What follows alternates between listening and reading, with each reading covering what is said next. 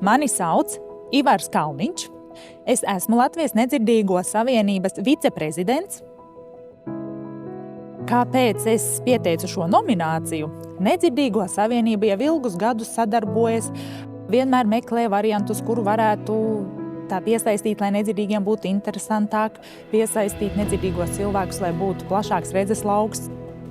Un šie cilvēki, kas paši steidzās pie manis, piedāvāja man, ko mēs gribētu kā nedzirdīgā sabiedrība. Nav daudz šādu organizāciju. Bet patiesībā šie cilvēki pienāca pie manis, teica, ko mēs jums varam dot, ko piedāvāt, un es biju sajūsmā.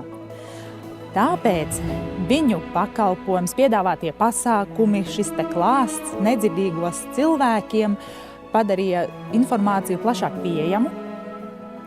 Un arī informācijas jomā nedzirdīgiem faktiski ir diezgan šaura tā joma. Viņi dzīvo tādā mazā informācijas burbulītī, bet vienmēr konkrētas jomas, ko viņi varētu apgūt, apskatīties, bet tādi pasākumi vispārīgi, kur būtu daudz dažādas tēmas.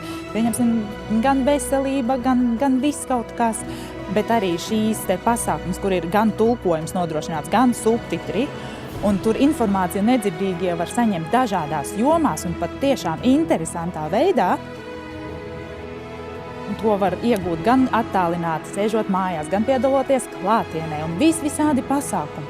Un šie cilvēki paplašina savu redzeslauku un arī izmainās un maina paši sevi, virzās uz priekšu, interesējas par dažādām tēmām savā dzīvē arvien vairāk un vairāk. Līdz ar to es novēlu viņiem, lai arī turpmāk tāpat notiek šī atvērtā komunikācija sadarbība ar visiem cilvēkiem un it īpaši cilvēkiem, kas ir ne tikai nedzirdīgiem, bet arī ar visiem, jo vairāk un vairāk būs gan subtitru, gan zīmvalodas tulki, kas uzstātos, tad nedzirdīgie arvien vairāk un vairāk apmeklēs šos pasākumus.